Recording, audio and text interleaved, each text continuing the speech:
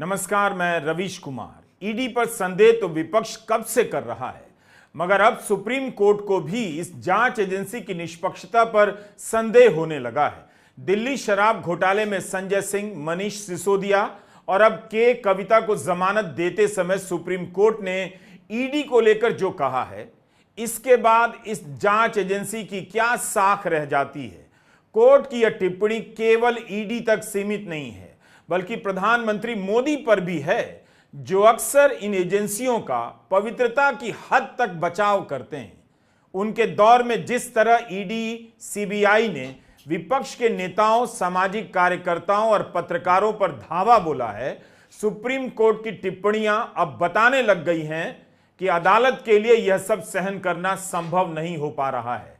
Supreme court केवल ED पर टिप्पणी नहीं कर रहा, बल्कि इन मामलों में ट्रायल कोर्ट और हाई कोर्ट के फैसलों पर भी कड़ी टिप्पणी कर रहा है। हाई कोर्ट को न्याय के बुनियादी सिद्धांतों का पाठ पढ़ाना पड़ रहा है। ईडी की वजह से कोर्ट को इतना कुछ करना पड़ रहा है।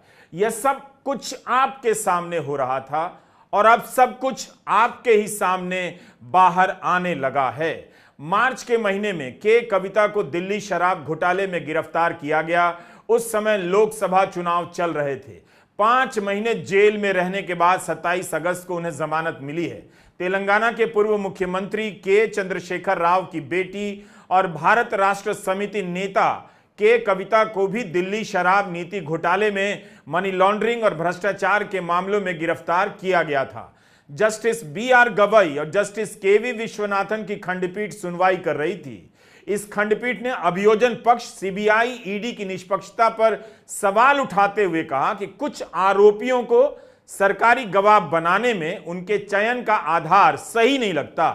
Justice B R. गवई ने कहा कि अभियोजन पक्ष को निष्पक्ष होना ही चाहिए। जो व्यक्ति दोषी नजर आता है उसे गवाह बना दिया जाता है। कल आप अपनी मर्जी से किसी को भी उठाकर गवाह बना देंगे।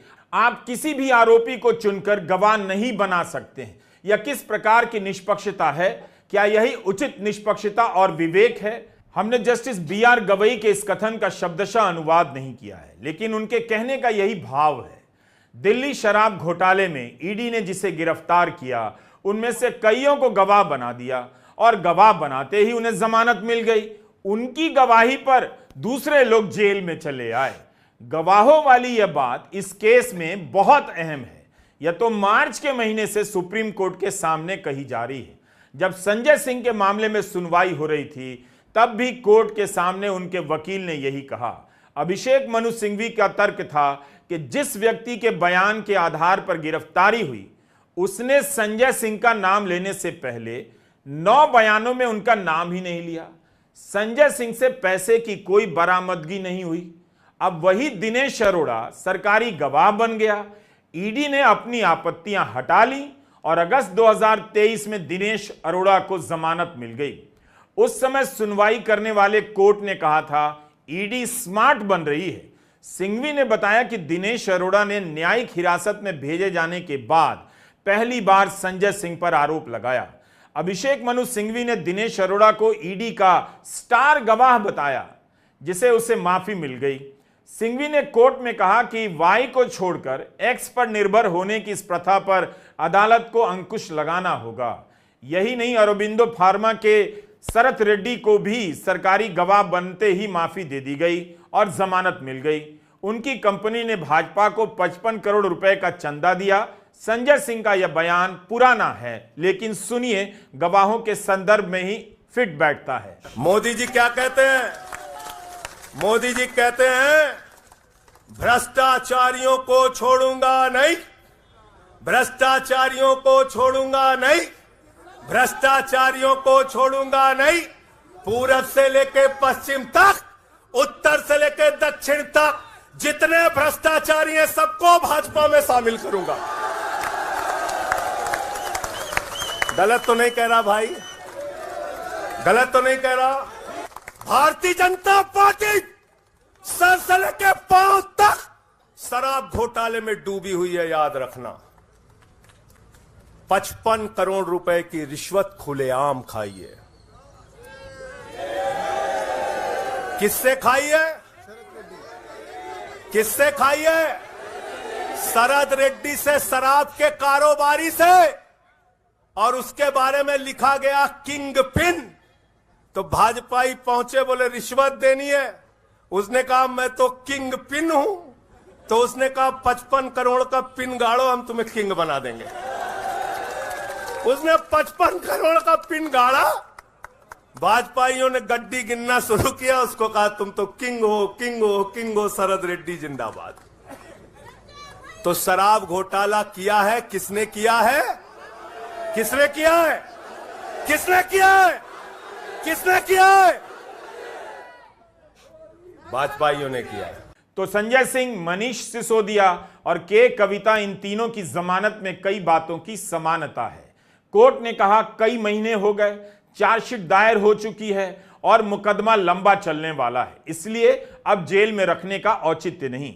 Additional solicitor general S V Raju ने कुछ देर के बाद बहस करना बंद कर दिया। कहा वे निर्देश लेना चाहते हैं, मगर खंडपीठ ने सुनवाई स्थगित करने से इनकार कर दिया और आदेश लिखवाना शुरू कर दिया। खंडपीठ ने कहा कि जांच पूरी हो चुकी है, सीबीआई, ईडी ने आरोप पत्र दायर कर दिया है और अब उनसे हिरासत में पूछताछ की जरूरत नहीं है। यही नहीं, दोनों मामलों में मुकदमे जल्द ही पूरे होने की संभावना नहीं है, क्योंकि लगभग 493 गवाहों की जांच की जानी है और दस्तावेजी साक्ष्य लगभग 50,000 पन्नों के हैं। एक सवाल है कि इन मामलों में हाई कोर्ट या ट्रायल कोर्ट से जमानत क्यों नहीं मिल रही है? क्यों बार बार सुप्रीम कोर्ट आना पड़ रहा है? मनीष सिसोदिया को जमानत देते हुए जस्टिस BR गवई और जस्टिस KV विश्वनाथन की खंडपीठ ने इसका जवाब दिया। जस्टिस गवई ने कहा सवाल है कि क्या ट्रायल कोर्ट और हाई कोर्ट ने इस बात पर विचार किया है कि ट्रायल में देरी हो रही है? हमारी नजर में इसे अनदेखा किया गया है। यह कितनी महत्वपूर्ण बात है। कोर्ट ने कहा कि हमने महसूस किया है जमानत देने के मामलों में निचली अदालतें सेफ खेल रही हैं। ओपन एंड शट मामलों में भी जमानत देने के नियम की कई बार पालना नहीं होती। इसके चलते सर्वोच्च न्यायालय के पास जमानत याचिकाओं का ढेर लग जा रहा है। समय आ गया है कि ट्रायल कोर्ट और हाई कोर्ट समझे कि जमानत नियम है और जेल अपवाद। 27 अगस्त को जस्टिस गवई और जस्टिस विश्वनाथन की बेंच ने हाई कोर्ट के फैसले पर फिर से टिप्पणी की। खंडपीठ ने आगे कहा कि PMLA की धारा 45A का प्रावधान महिला को जमानत के मामले में विशेष विचार का अधिकार देता है। कोर्ट ने दिल्ली हाई कोर्ट की इस टिप्पणी की आलोचना की कि PMLA एक्ट की धारा 4 के प्रावधान उच्च स्तर की महिलाओं पर लागू नहीं होते। सुप्रीम कोर्ट ने कहा यह न्यायालय चेतावनी देता है कि न्यायालयों को ऐसे मामलों पर निर्णय लेते समय न्यायिक रूप से विवेक का प्रयोग करना चाहिए। न्यायालय यह नहीं कहता कि केवल इसलिए कि कोई महिला अच्छी तरह शिक्षित है या परिष्कृत है या संसद सदस्य है या विधान परिषद की सदस्य है, उसे PMLA एक्ट की धारा 45 के प्रावधान का लाभ नहीं मिल सकता। हम पाते हैं कि एकल पीठ ने पूरी तरह से गलत दिशा में कदम उठाया है। हाई कोर्ट की कितनी सख्त आलोचना है। देखिए ईडी के कारण क्या हो रहा है। सुप्रीम कोर्ट ईडी की आलोचना कर रहा है, प्रधानमंत्री ईडी का बचाव करते हैं, लेकिन ईडी के कारण हाई कोर्ट और ट्रायल कोर्ट की भी आलोचना सुप्रीम कोर्ट कर रहा है। यह कोई साधारण टिप्पणी नहीं है हाई कोर्ट में किस तरह से फैसले हो रहे हैं। आखिर बार बार कहने के बाद भी सुप्रीम कोर्ट का यह संदेश ट्रायल कोर्ट और हाई कोर्ट तक क्यों नहीं पहुंच रहा है? मनीष सिसोदिया के केस में भी हाई कोर्ट की आलोचना और के कविता के केस में भी होती है। 27 अगस्त को सुप्रीम कोर्ट में इस पर भी बहस हुई कि फोन रिकॉर्ड मिटाना क्या अपने आप में किसी अपराध का सबूत माना जा सकता है। ईडी और सीबीआई की ओर से वकील additional solicitor general S V Raju ने के कविता की जमानत का विरोध करते हुए अदालत में कहा कि जब उन्हें पूछताछ के लिए समन भेजा गया तो उनके फोन रिकॉर्ड गायब पाए गए। हालांकि इस पर बचाव पक्ष के वकील यानी के कविता के वकील मुकुल रोहतगी का कहना था कि फोन समन किए जाने से 4 महीने पहले बदल दिया गया था। जस्टिस विश्वनाथन ने तब टिप्पणी की कि फोन बहुत निजी चीज है, क्या कोई किसी के भी साथ इसे साझा कर लेगा? लोग मैसेज डिलीट करते रहते हैं। मुझे आदत है ग्रुप मैसेज डिलीट करने की। स्कूल और कॉलेज के ग्रुपों में कितने मैसेज आते हैं, सामान्य व्यवहार है ये तो।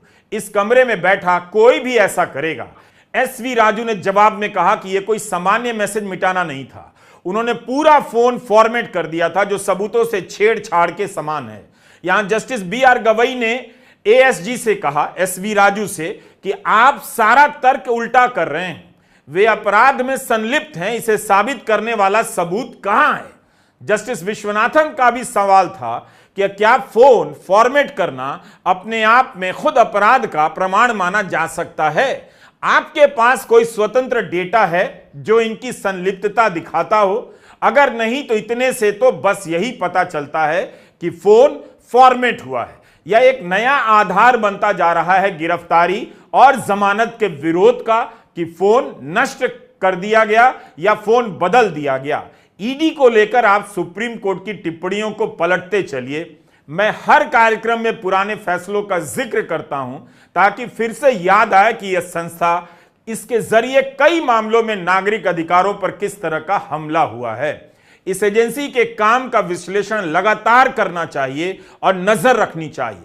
झारखंड के मुख्यमंत्री हेमंत सोरेन को 5 महीने बाद जमानत मिली तो झारखंड हाईकोर्ट ने कहा कोई ठोस सबूत नहीं। इन मामलों में ईडी की आलोचना मोदी सरकार की भी आलोचना है। हर बार प्रधानमंत्री मोदी ने ईडी का बचाव किया है, इसके बाद भी सुप्रीम कोर्ट की टिप्पणियां उजागर कर देती हैं कि इस एजेंसी का किस तरह से इस्तेमाल हो रहा है या इसका काम कैसा है। छत्तीसगढ़ के राशन घोटाला को लेकर सुप्रीम कोर्ट के जस्टिस ASO का और जस्टिस ऑगस्टिन जॉर्ज मसीह की बेंच ने ईडी की खूब आलोचना की और कहा कि ईडी 4 साल से जांच ही कर रही है, ट्रायल शुरू नहीं हुई। कविता के केस में भी उनके वकील मुकुल रोहतगी ने यही कहा कि कविता से कुछ भी बरामद नहीं हुआ, मनीष सिसोदिया से भी कुछ भी बरामद नहीं हुआ, संजय सिंह से भी कुछ भी बरामद नहीं हुआ, लेकिन ये लोग 17 महीने, 7 महीने और 5 महीने तक जेल में रहे। मुकुल रोहतगी ने कहा कि यह आरोप पूरी तरह से गलत है कि उन्होंने किसी गवाह को धमकाया है। मुकुल रोहतगी ने मनीष सिसोदिया के केस का हवाला दिया, कहा कि सुप्रीम कोर्ट के फैसले ने मील के 2 पत्थर कायम किए हैं। जमानत मिलना नियम है, जेल अपवाद है। अगर ट्रायल में देरी होती है तो जमानत दी जाएगी। फिर सवाल उठता है कि यह नजीर दिल्ली दंगों के मामलों में गिरफ्तार किए गए आरोपियों पर क्यों नहीं काम करती है। दिल्ली दंगों के आरोप में गुलफिशा फातिमा, मीरान हैदर, अब्दुल खालिद सैफी, उमर खालिद, शर्जिल इमाम, मोहम्मद सलीम खान, सलीम मलिक, शिफाउर रहमान, शादाब अहमद, अथर खान कब से जेलों में बंद हैं। 4 साल से जेलों में बंद हैं, जमानत नहीं मिल रही। मीरान हैदर की जमानत याचिका 60 बार लिस्ट हुई मगर सुनवाई 4 बार ही हुई। 20 बार तो इसलिए नहीं हुई क्योंकि अदालत की स्पेशल बेंच का गठन नहीं हुआ। वो किस लिए? क्योंकि एक जज छुट्टी पर थे। इसी 25 अगस्त को मीरान हैदर को अदालत से पहली बार 10 दिनों की अंतरिम जमानत मिली है। उनकी बहन की नवजात संतान की मृत्यु के कारण मानवीय आधार पर जमानत दी गई। जमानत के इंतजार में ही परिवार बिखर रहे हैं और खत्म हो रहे हैं। इनके लिए कब कौन सी अदालत कहेगी जमानत नियम है, जेल अपवाद है। तो ईडी को लेकर नए सिरे से विचार करने की जरूरत है। इस विभाग के अंदर क्या हो रहा है, कौन कर रहा है इस तरह का काम, इस सवाल को ऐसे नहीं जाने दिया जा सकता है। संसद के भीतर इस पर चर्चा होनी चाहिए, नागरिकों के बीच होनी चाहिए। अदालतों की तमाम टिप्पणियों को भुला दिया जाता है, लेकिन बार बार याद करने की जरूरत है। इसी साल 1 मई को राउज एवेन्यू कोर्ट के स्पेशल जज विशाल गोगने ने ईडी को फटकार लगाई। ईडी जब पीएमएलए कानून के कड़े प्रावधानों का प्राइवेट अस्पताल के एक डॉक्टर के खिलाफ इस्तेमाल करने लगी तो कोर्ट ने कहा इस मामले में ईडी एक आम नागरिक को धारा 50 की कठोर प्रक्रिया के अधीन करना चाहती है। इसका कोई औचित्य नहीं हो सकता। कोर्ट ने कहा कानून और न्यायालय के प्रति एक जवाबदेह एजेंसी के रूप में ईडी अपने आप को मनचाहे अधिकार नहीं दे सकती। एक सरकारी एजेंसी से भी यह अपेक्षा की जाती है कि वह नागरिक अधिकारों की हिमायती हो। ऐसे में अदालत निश्चित रूप से ईडी के इस पूर्ण रूप से निरंकुश कृत्य को उजागर करने और खारिज करने में चूक नहीं करेगी। यह सब अदालतों का कहा हुआ है। न जाने कितने बेगुनाह ईडी के चंगुल में फंस गए और उनका जीवन बर्बाद हो गया होगा। नमस्कार, मैं रवीश कुमार।